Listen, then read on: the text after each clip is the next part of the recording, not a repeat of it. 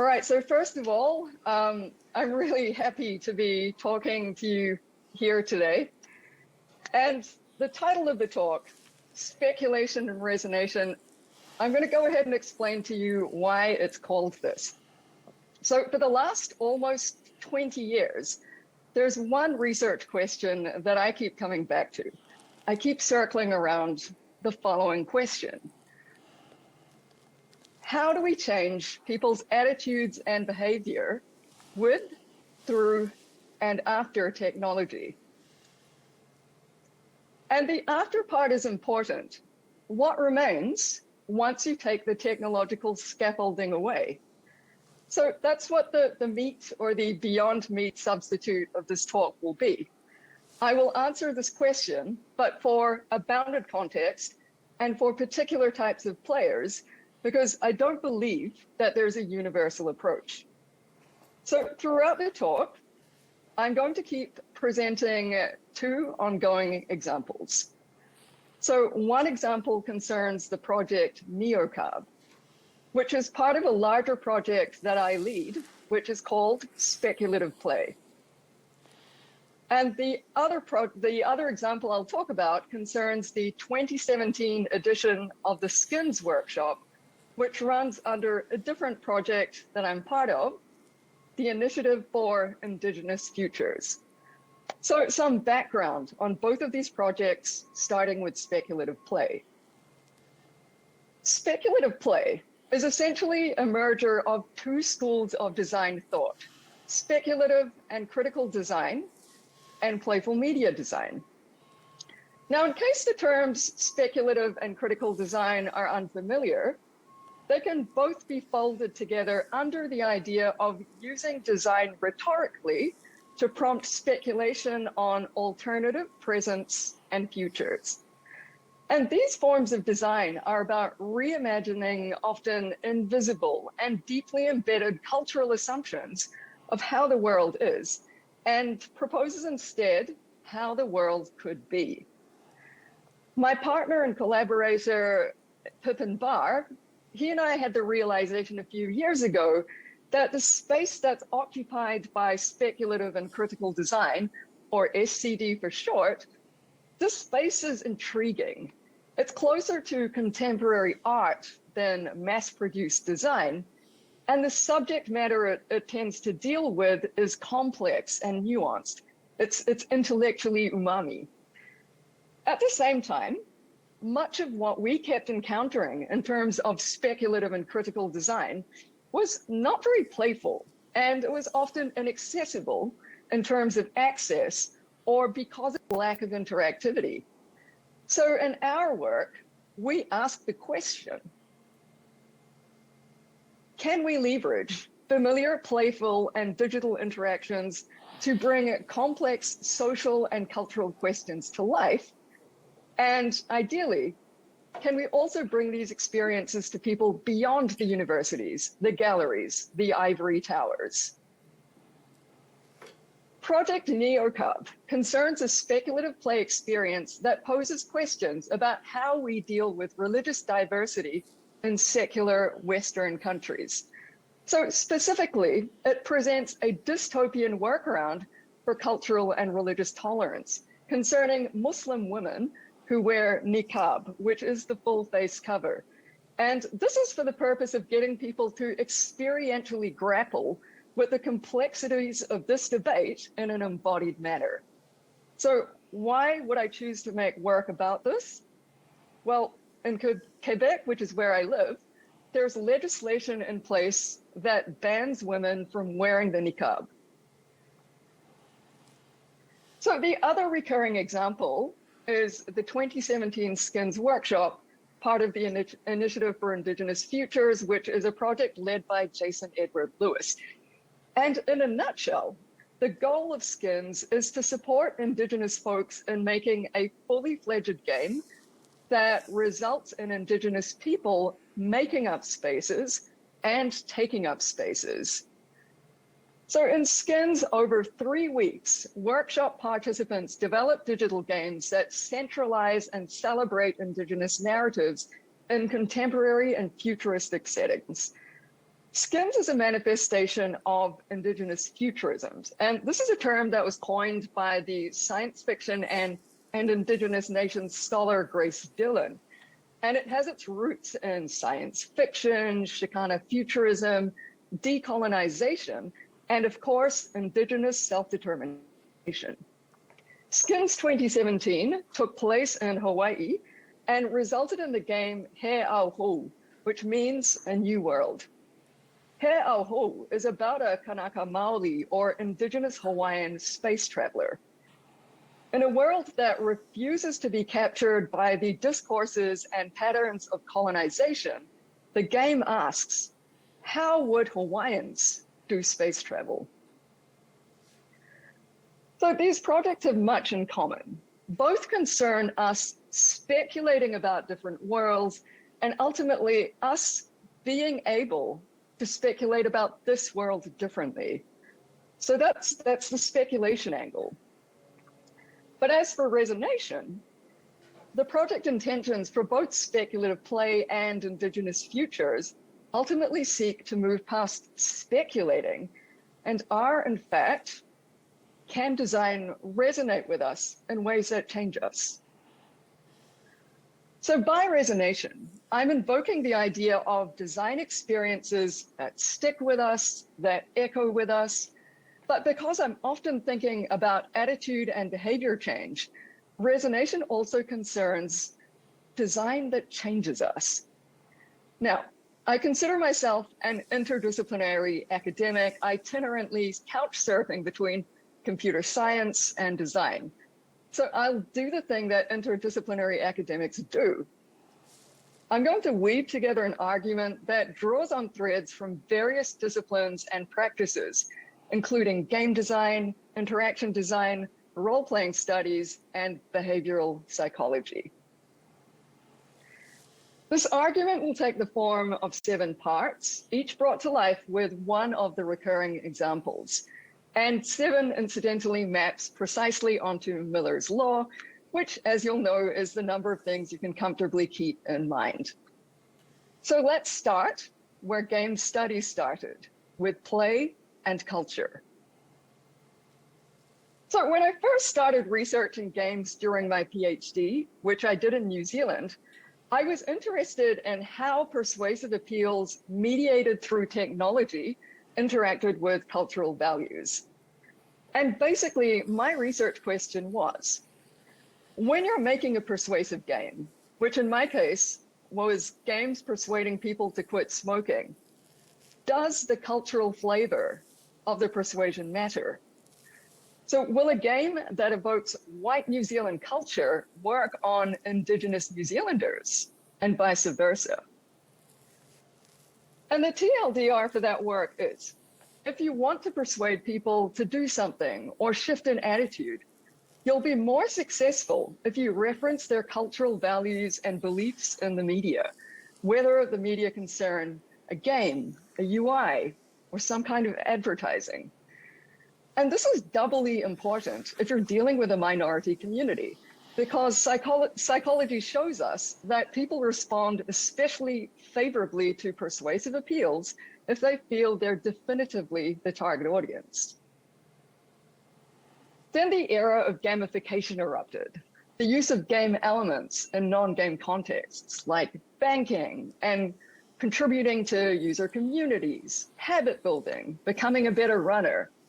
And this is all with the hope of using the motivational power of games to make people do things. But then a few years into, that trajectory, the rise and fall of gamification, as it were, with some exceptions, it became apparent that there is a kind of design ceiling or lack of imagination for what gamified systems looked like, what they felt like, what they played like. And almost all of those systems used the same design formula of points, badges, and leaderboards. And most of them were about competition and achievement. And my PhD research findings suddenly found new and different echoes. Gamified systems concern play that's happening in the wild, in the world. because they're not strictly games, because they often take place in non-play settings, the notion of any magic circle is called into question. In the very least, we should accept that the bounding lines of any gamification circle are porous, or perhaps they're translucent, or maybe they're blinking. And that at any moment, we might find ourselves no longer inside a magic circle. So then the question becomes, does the gamification work if the circle has blinked off or if it's translucent? Maybe, but in those cases, you still need to remember that the rule set is still there, the one that never really goes away. And the rule set that I'm talking about here is our cultural rule set. So culture is the software of the mind. This is like a phrase famously coined by Hofstadter, the software of the mind. And part of why he chose this metaphor is this idea that we can't turn our cultures off. Our culture is always running. So back to the idea of the magic circle. If the circle is in a state of flux, people's default fallback rules are their cultural rules. So thesis one, culture is the fundamental set of rules that we play by.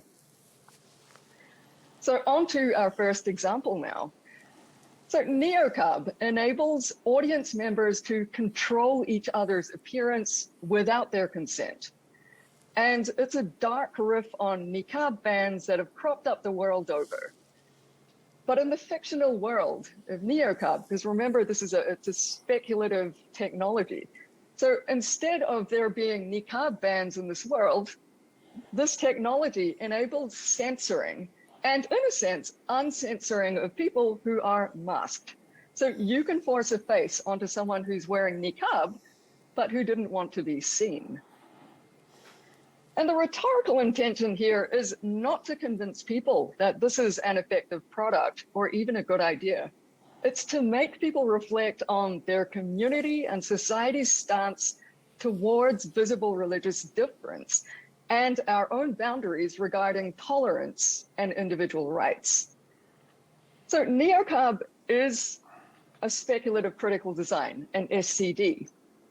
And SCDs can be understood as a form of persuasive design because they often invite audience members to imagine the world differently. But a core difference between SCDs and, say, a serious game or a persuasive game is that SCDs might just be an object or a number of related objects that you can interact with. So in the case of our project, our objects were 2 apps and an on-screen projection. And collectively, these objects pointed to, they evoked a fictional world. But that world wasn't clearly bounded, as is often the case with games, right? Like you're playing a game and it firmly believes that that game exists somehow between the screen and your console, and it feels bounded. But that's not the case for SCDs. So best practice design advice for SCDs tells us that there's a sweet spot for contextualizing or situating an experience, which is somewhere between familiar and unfamiliar. So when it's too familiar and the concept is understandable, it's boring. But if it's too unfamiliar, the concept might be interesting, but it's irrelevant. But that space in between, it's familiar enough that we sort of relate to it, but it's unfamiliar enough that we can't operate on autopilot and we bother to sit up and pay attention.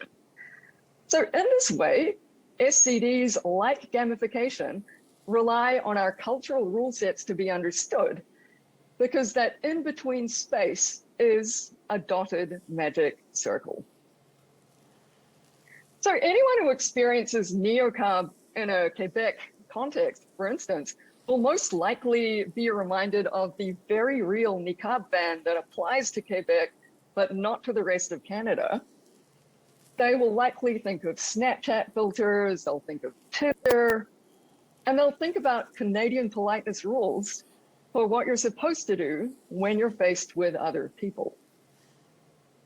All right, so moving on now. Part 2, bleed and familiarity. In 2010, I was teaching a game design class in Copenhagen. I told the students that after the break, we would play a LARP, a live action role play, and that we would play this LARP together. And they piled out of the classroom. The 10 minutes of the break went by. And then from the class of 45 students or so, only about 10 of those students came back. And the others had run away on hearing that they would have to LARP. Which in retrospect, I should have predicted, because in most people's imaginations, LARP looks like this. Attitudes towards LARP have shifted a lot in the last decade or so. Nordic LARP in particular has attained a status which is somewhere between games, experimental theater, and performance art. We should also acknowledge that there is crossover between the role-playing studies community and the game studies community via folks like Jaakko Stenros and Markus Montola. And one phenomenon that LARPers are familiar with is bleed, when there's a carryover of experience either from player to LARP character or from LARP character to player. And the classic example of bleed in LARP is the LARP crush, or emotional bleed, when the feelings characters have for each other in-game, i.e. characters who are lovers, so Bella and Edward from Twilight, for instance. So when those feelings carry over to players' feelings for each other out of game. So Kristen Stewart and Robert Pattinson ended up together in real life for a few years. So about this metaphor, bleed for me evokes, well, blood, first of all, obviously. But in my experience, it's actually metaphors for ink, which is another substance that famously bleeds, that do the best job for explaining the notion of bleed. So consider what happens when you hold an inky pen down on a piece of paper. The ink flows out from the pen, becoming increasingly concentrated under the tip of the pen. And if your piece of paper isn't cardboard, you're probably going to encounter ink bleed. And the wisdom of www.fountainpenlove.com tells us bleeding occurs when ink soaks through a piece of paper onto the other side. Ink might soak through onto the next piece of paper or even the surface that you're writing on. So why I like this is it's one of the best accidental explanations I've come across that sort of experientially describes what's going on with LARP bleed. So your piece of paper is the magic circle, or rather the thickness of the piece of paper is the magic circle, and bleed is the carryover, the crossover to the other side. So if it's a thin piece of paper, then bleed happens. If it's thick, bleed won't happen. So back to LARP now. LARPers talk about bleed in, which is when players transpose aspects of their lived experience onto their characters inside the magic circle of play. And there's also bleed out, which is when you drag aspects of your character back into your regular lived reality. So some LARPers like to play in a way that plays up bleed, while other LARPers try to play in a way that plays down bleed.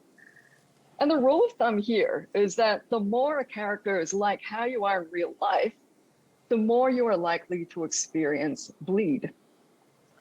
Bleed isn't strictly under players' control though, but LARPers will talk about steering their character in ways that could lead to bleed. So that brings us to thesis 2. Players can be steered towards bleed. All right, let's flesh this out more with the Neocup example.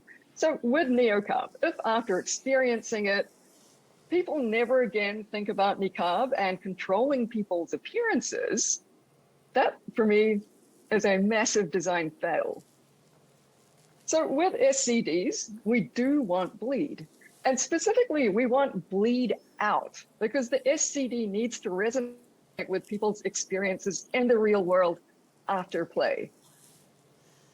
And part of this we have already, because recall that design best practice for SCDs is that they should seem somewhat familiar, enabling that there is some degree of overlap between your fictional world self and your real world self.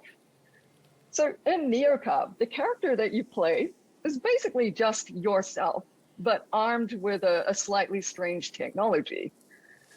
The first interface that we had for selecting replacement bodies, which you can just make out in the image.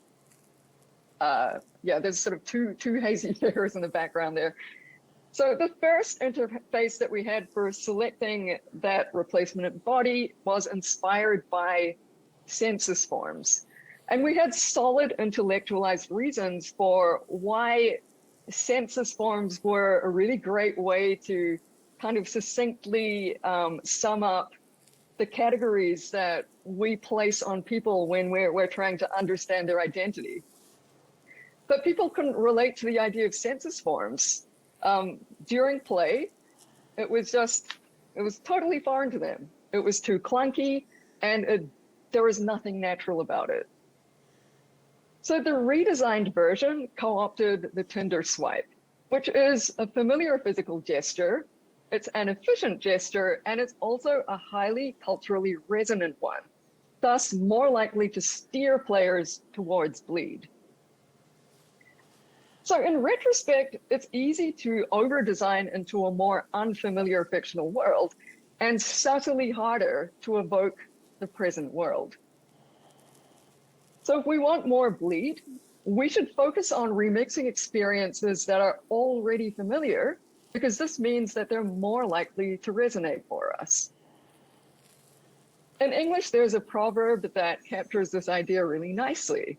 There's nothing new under the sun, which is in fact a translation of the earlier Latin, nihil sub sole novum. And this itself is a translation of the original Hebrew, which I'm going to go ahead and try and read. En kol chadash dashat hashamesh. So the fact that this proverb is still in circulation and still resonates for us thousands of years later tells us everything. All right, on to part 3, play, design, and resonance. Within game studies, we're comfortable with the idea that a game, in a sense, doesn't exist unless it's being played. And that game experiences are co-constructed between designers, rules, and play affordances and players, with the players exerting choice and action to give the play affordances meaning in the moment. So LARPers do this too, but in general, they have quite a lot of freedom when it comes to choice and action. They have a lot more authorial agency. LARPers are shaping, articulating, and designing their characters as they go, as well as co-constructing game worlds and histories. Herbert Simon gave the world a definition of design, which is, it's abstract enough to apply to many different types of design. So as he said, to design is to devise courses of action aimed at changing existing situations into preferred ones. So LARPers use the constraints of their character roles to steer game worlds in ways that they want. So in this way, LARPers are actually doing a lot of real-time live design. And for many LARPers, the easiest way to create and maintain a consistent, believable, and compelling character is to write what you know, or play what you know, or design what you know. So on screen is the character cards for a LARP called Dole, run by artist and also happens to be my friend, Francis Patrick Brady. When he runs this LARP online, you have about 1 minute to come up with a character story. And your character cards are just randomly assigned to you. So if I'm needing to come up with a character for hyper-bureaucratic bioactor under time pressure in just 1 minute, I'm going to resort to my lived experiences of bureaucracy, of actors, and the people around me when I shop at the health food store who, for some reason, I'm convinced they know way more about organic food than I do. And in fact, LARPers are drawing on their lived experience all the time. This also explains why a lot of LARPers end up playing the same type of characters time and time again. They're working with what they know. And this brings us to thesis 3. We design well what we know well. And a logical conclusion of this is that it is harder to believably convey stories that are far away from your own. So let's look at an example. Indigenous and racialized people the world over are often largely ignored when it comes to mainstream video games. So on screen is a level of Barbie supermodel for the Sega Genesis set in Honolulu, Hawaii.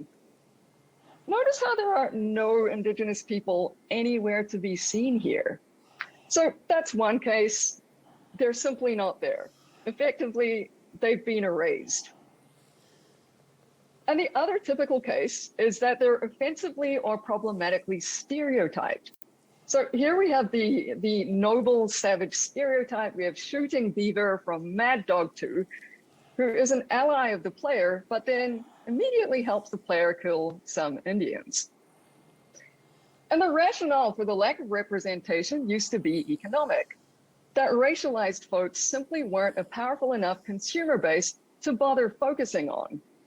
But the game playing and buying demographics have changed a lot since the early 1980s, when the home console game market was first taking off.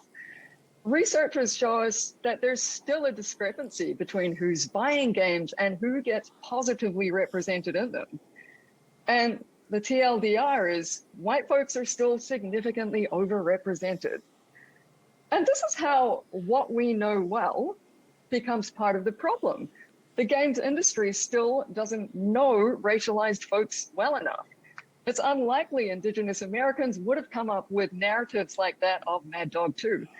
Racialized folks, by and large, aren't telling their own stories within mainstream games. Instead, they have their stories told by others. But bringing this back to LARP, our lived human experiences are a powerful design tool. And for the games industry to respectfully and appropriately know a wider slice of the human experience, it needs to be more diverse and more reflective of the player audience. The Skins Workshop exists in no small part to facilitate Indigenous folks in obtaining technical game-making skills such that there's a higher chance that they can eventually enter the game industry should they be so inclined. And the games industry desperately needs designers who can confidently represent their own communities and positionalities. So what we know will get larger, and games will do a better job of resonantly conveying the breadth of the human experience. All right, so on to 4, design and the magic circle. When we talk about game design, we end up talking a lot about players and the player experience. We talk less about how establishing game worlds and game rules requires a special mindset. To design a fictional world is to build it up, whether with Lego, code, or your imagination. To design a fictional world, we have to build foundations for a magic circle. If we're not explicitly playing the game ourselves, we imagine ourselves or others playing within the constraints that we've established. Okay, so to imagine the game being played, this is a rehearsal of play, and a rehearsal of play is a form of play. So in a sense, when we design, we do so from inside the magic circle. So thesis 4, we design inside the magic circle. Skins is founded on the idea of Indigenous futurisms. So representing futures in which Indigenous people are not just present, but thriving. And what's key to its philosophy is that these futures are self-determined and self-narrated. So when brainstorming narrative concepts in the 2017 edition of Skins, one of our workshop participants, Vance, he contributed his idea, Kanaka Maoli Indigenous Hawaiians in Outer Space. And the immediate reaction in the room was laughter. But then once that laughter died down, Maki'ile, another participant asked, but why is that funny? Why shouldn't we be in outer space? And of all the myriad ideas that were brainstormed, the initially outlandish idea of Kanaka Maui in outer space ended up being the core idea of He Ao Hou. When we design, we explore, chart, rehearse, and articulate courses of action. The designers of He Ao Hou established an internally consistent world in which Indigenous Hawaiians could be in space, and respectfully, in a way that honors their culture. This doesn't yet mean that Indigenous Hawaiians are now literally in outer space, but the fact of exploring, charting, rehearsing, and articulating stories involving Indigenous Hawaiians in space, even once, means that the stories that are similar to this, the thinking that is similar to this, becomes within reach. Okay, so on to part 5. Design and realization. In interaction design, we think about interactivity as conversations. So if my like icon is this size, what do users understand about what I want or expect them to do? What if it is this size?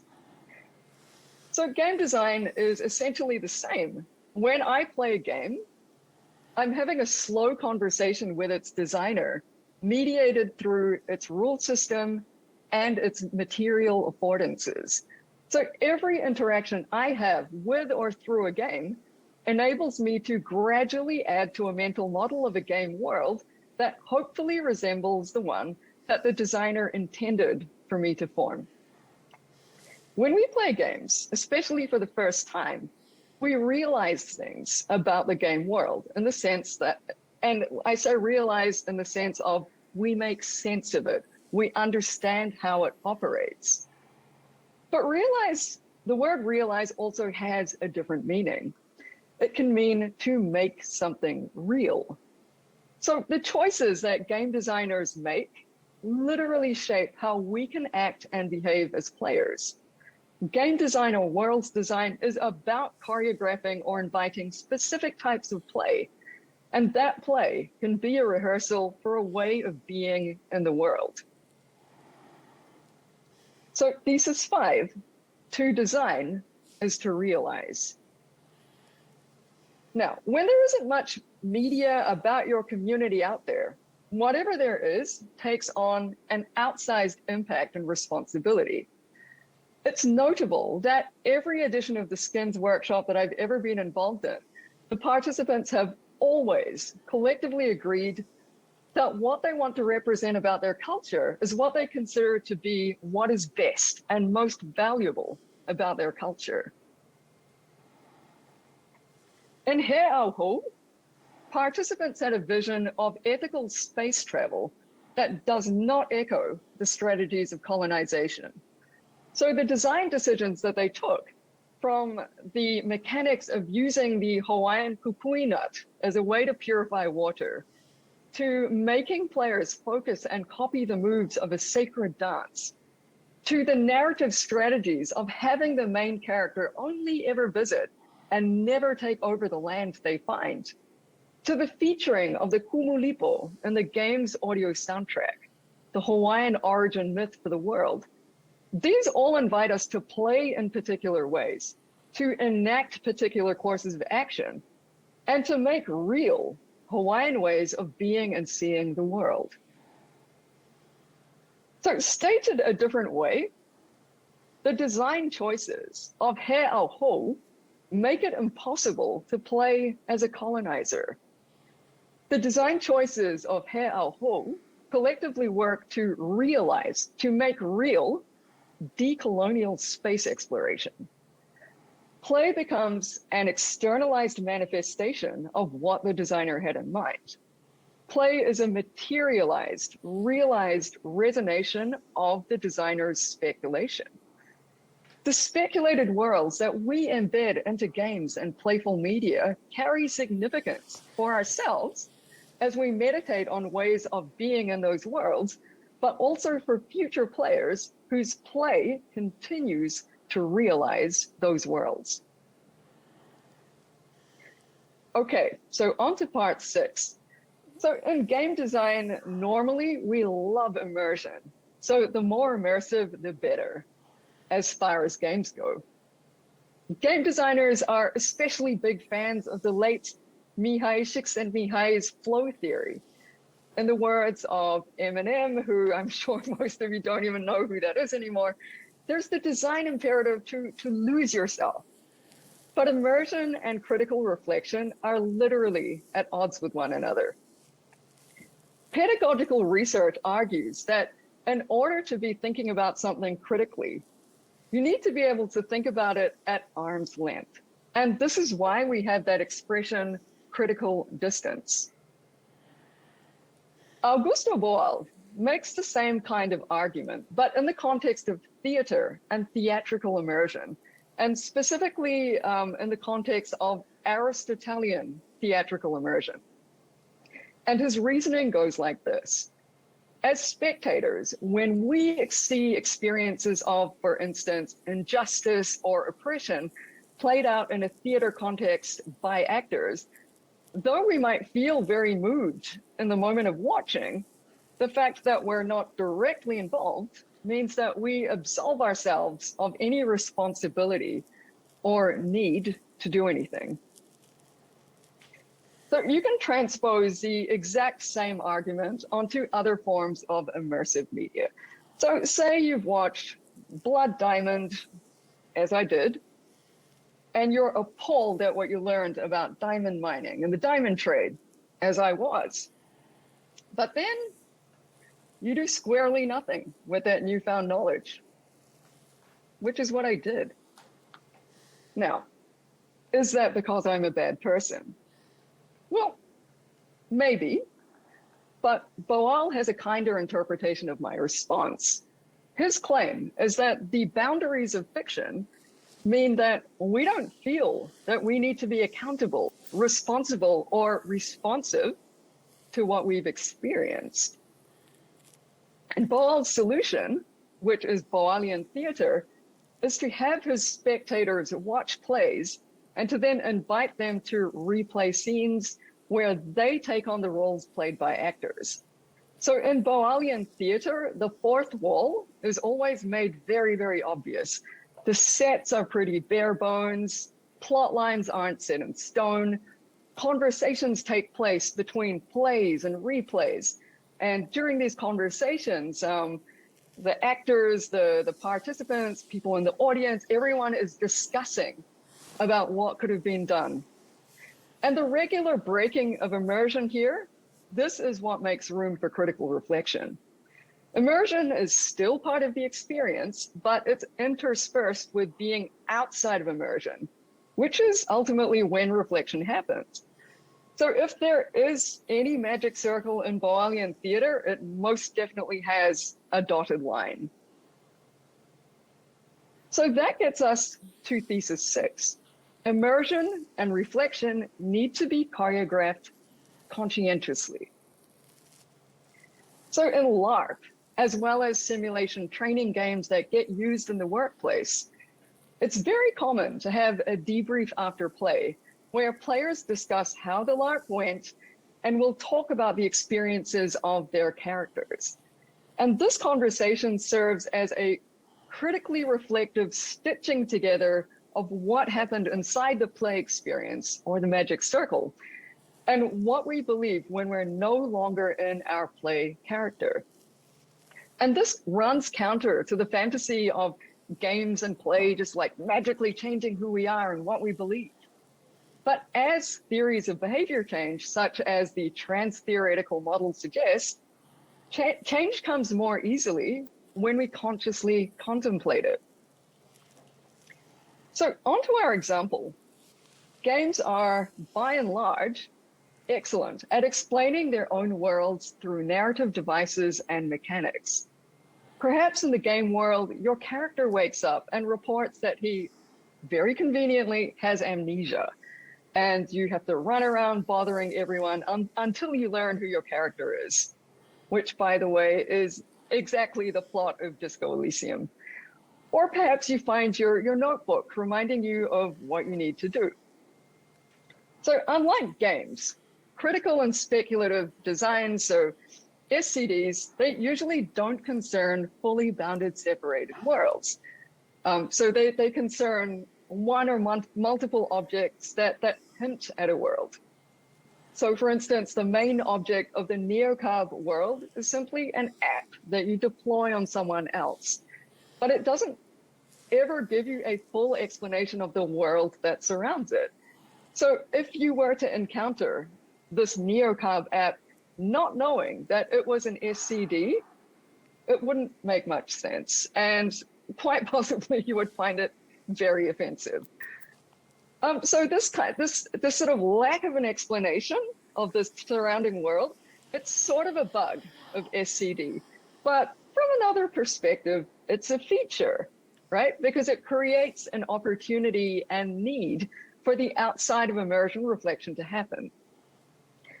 So Neocup is always intended to be accompanied by some kind of a debrief after participants have experienced it, to fill in missing details of what that Neocup world is about, but also to engage with participants about what they did and why, and how it connects to their day-to-day selves.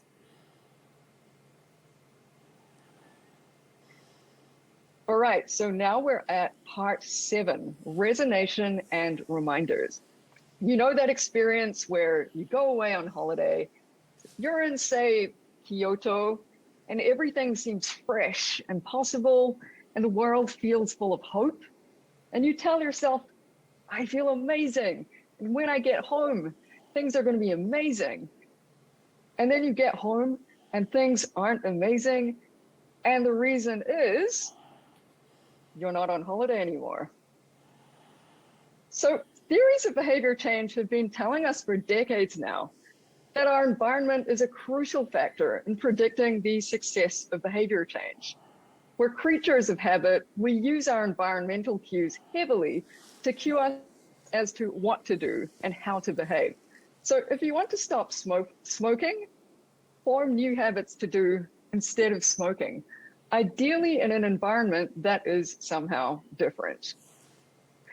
So designers who dabble in unpleasant design and hostile architecture, they know this principle very well. We use the affordances in our environment heavily, so they change the environment to shape our behaviors.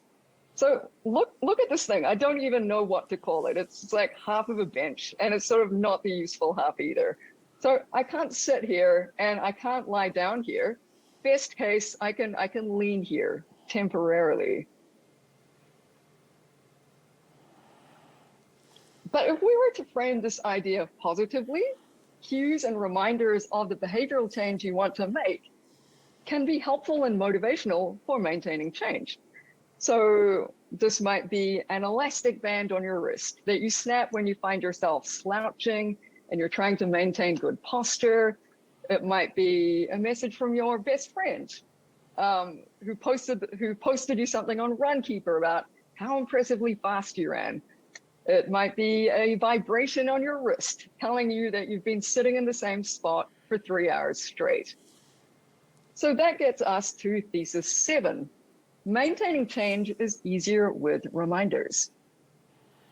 So play experiences and ones that invite us to change our attitudes or behaviors are particular because unlike productivity or lifestyle apps, so apps like Runkeeper say, they happen within a magic circle, right? It's Boal's problem with immersive experiences all over again.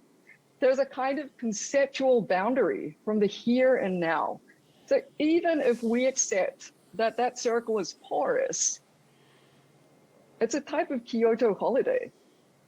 And we can't take our play situation with us when we stop playing. That would be akin to living your life as a non-stop LARP. But we can learn from behavioral psychology and think about whether we can implicitly or explicitly design for anchors that reach from inside to outside that magic circle. And these anchors are basically like reminders or resonations. So what could constitute an anchor? An anchor might be a playing card from a game session. It might be a physical location where you were playing, a muscle memory action that you've now just internalized, notes that you made to help you while you were playing, maybe a journal entry that you made after playing, or a circle of people who you've played with and designed with and who you stay in touch with. So prior to the Skins workshop in 2017, almost none of our participants had crossed paths before, despite all of them being individually interested in Indigenous identity and game making. But the 2017 cohort, which adopted the collective moniker Nā Ane Mahiki, still remain in contact today via a Facebook page. They share information on current game dev and media. So yeah, like we even had some Skins mentors who came back to the next edition of the workshop because they wanted to be able to completely organize Skins workshops on their own. So these folks, they spent just 3 weeks with us and developed only one game with us. But the cumulative resonance of Skins reached way further than that. We couldn't have predicted the community bonds that would develop, and we can't take credit for their community maintenance either.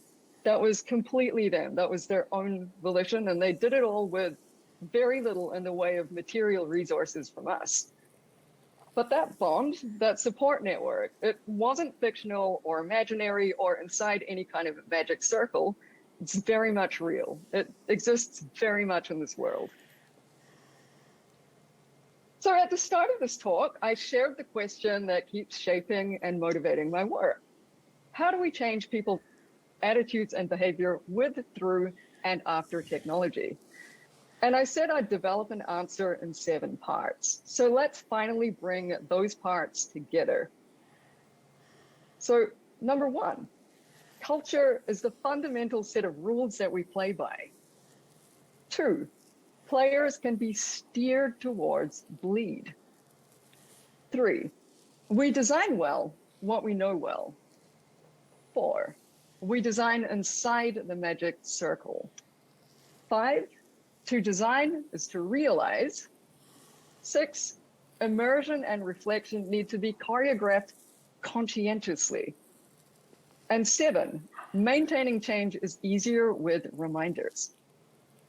So across these 7 parts, there's 2 meta themes which both involve blurring. The first is that games and play blur into lived experience in all kinds of ways. So we shouldn't approach them as boxed off from one another. It's also not a failing if play experiences are reinforced by outside of play experiences, because research shows us that this is more likely to lead to change. And the second sort of meta learning is that play and design can blur into each other. We use the magic circle as a construct for understanding play, but there's a logic to using it to understand design as well. So in closing, if you want to support speculation and resonation in situations involving play, embrace the spaces of blur. So you talked about the blood diamond example, and having a game would strengthen their understanding. I created a game about the awareness of gerrymandering, but I'm not sure how I can do more than that. For example, asking people to campaign against gerrymandering. What are your thoughts about it? So okay, this is an interesting question. So for a start, it's really great that you felt compelled to go ahead and make a game about this. The blood diamond example sort of fit into a larger framework of Bowell's idea of theater of the oppressed, where his basic claim is if you really want to change people's minds, you need to directly involve them into the action. So one way in which you can make that immediately more possible with games is that you create instead of making a game that is like a single player game with a very clear procedural rhetoric, right? This would be sort of Ian Bogost style persuasive game design from the early 2000s. Instead, I would say what you should do is create a multiplayer game where you have game rules, where, you know, the game logics speak to, you know, concepts around gerrymandering, sort of inequalities that this can foster.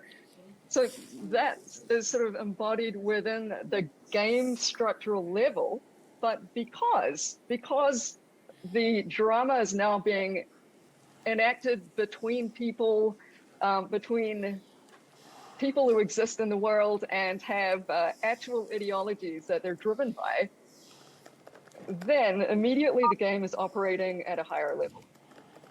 All right, so that's one way in which you can immediately get people more involved, is think about, is there a way that I can make my game multiplayer? And if you can't do that, then I would say one thing that you can always do is make sure that you get players of your games to have conversations about their play experience after. So whether that's with other people who've played the game, whether that's with you as the designer, the maker, the researcher, but just having some sort of outside of immersion moment where you get the players to basically commit to like storing the memory of that game in their heads as people in this material world. Okay, that's how you're much more likely to make them, to activate them, to make them care more. All right. Okay, so I have another question here. So it says, how important is immersion for games to succeed?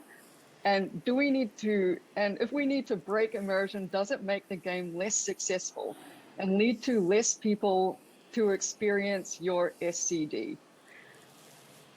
This is kind of a contentious one, because like particularly within game design circles, for so long we've been fed this line that the more immersive a game is, the better it is. Like, we've been told that that's what you want. That's the experience that we should be driving for, is that people are sort of at one with the game world. And I think at this point in time, we've moved on from the idea that it's automatically better to be deeply immersed in the world, for the reason that now we acknowledge that when people play games, they're sort of connecting with the game at different levels. Like, it's not the case that just because I'm playing the game, I can't also be paying attention to the fact that my kettle is boiling, right?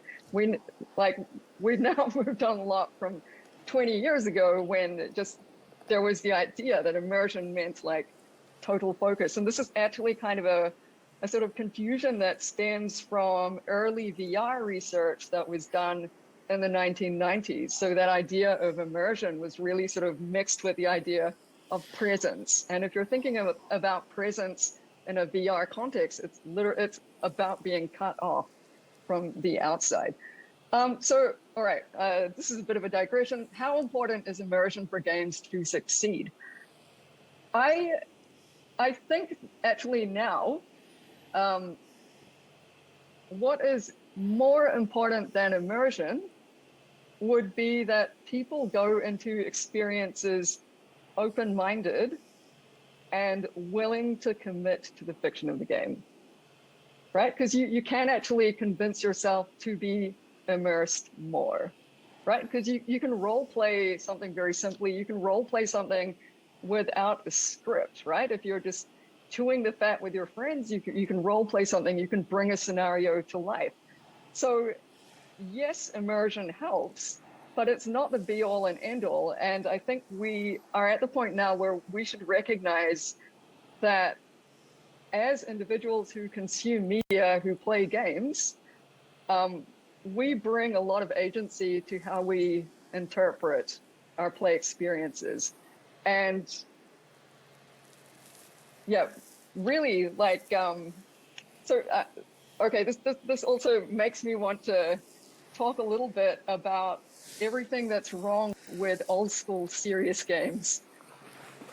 All right, we've had problems getting our sound to go through in the world. I want to thank Rilla for a brilliant talk that has many great questions from many of us. Okay, hey, thank you all so much. I'm sorry that I couldn't see you. I think I would have gotten a huge kick out of seeing you all, but thank you so much.